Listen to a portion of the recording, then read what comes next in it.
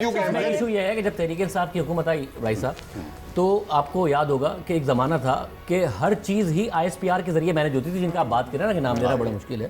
وہ جب کہا جاتا تھا صحافیوں کو کہ 6 مہینے تک آپ نے ہر حال میں پازیٹیو خبر دینی ہے.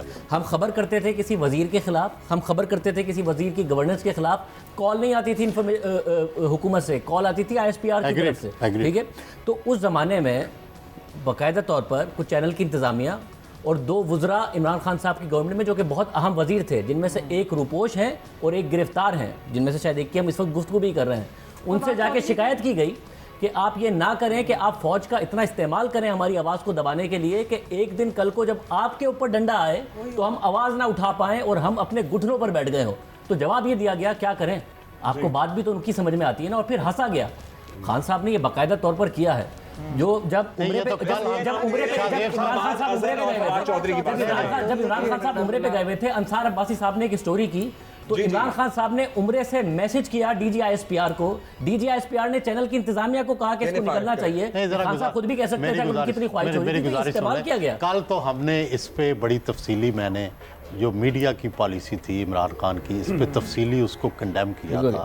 اور میں پہلے دن سے اس بات کا مخالف تھا کہ یہ جو کر رہے ہیں، بلکہ میرا تو بڑے پہلے دن سے ہی میں نے انفارم بھی کیا تھا اپنے میڈیا گروپ کو کہ یہ بیسیکلی باجوہ صاحب کا پلان تھا. باجوہ صاحب ہر اینکر سے جس سے ملتے تھے اس سے تنخواہ پوچھتے تھے اور یہ بھی کہتے تھے کہ میری تنخواہ اور یہ بھی کہتے تھے کہ میری تنخواہ تم سے کم ہے. مگر دیکھیں، ایک سے مجھے بات کرنی پڑا. ہم سب یہاں بیٹھے ہوئے تھے 2018 کی کیمپین میں بھی. ایک فرق ہمیں اپریشیٹ کرنا چاہیے کہ 2013 کے بعد کیا ہوا میڈیا میں. ہم بات تو کرتے ہیں کہ ڈیموکریسی کو بڑا نقصان ہوا، دوسری چیزوں کو نقصان ہوا. میڈیا کو کتنا نقصان ہوا ہے؟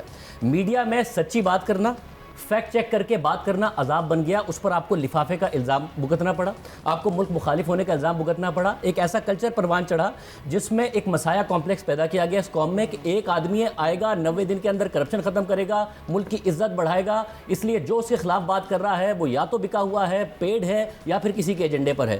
ہیٹ سپیچ میڈیا کے ذریعے پھیلائی گئی، فیک نیوز میڈیا کے ذریعے پھیلائی گئی. ہم نے دیکھا کہ رول آف لا کی بات نہیں ہوتی تھی. آج آپ اکراس پلیٹ فارم دیکھیں، میں صرف جیو کی نہیں بات کر رہا ہوں، آپ مختلف چینلز کی ٹرانسمیشن دیکھیں تو ان پر بات ہو رہی ہے رول آف لا کی. اس میں بات ہو رہی ہے کہ ایک جماعت کے ساتھ زیادتی ہو رہی ہے. اس میں بات ہو رہی ہے کہ جی ڈیموکریسی اس ملک میں پروان چڑھے گی تو ملک آگے بڑھے گا، ڈیموکریسی بہتر ہوگی تو ملک کی اکانومی بہتر ہوگی. 2013 سے لے کے 2018 تک کی آپ مختلف چینلز کی دیکھیں جو کہ خان صاحب کے فیورٹ چینل ہوتے تھے. خان صاحب لنڈن کی مثالیں دیتے ہیں، ان چینلز نے 14 کیسز جا کے آ رہے ہیں. اے آر وائی نے، ہم نے نہیں آ رہے 24 کیسز جا کے آ رہے ہیں.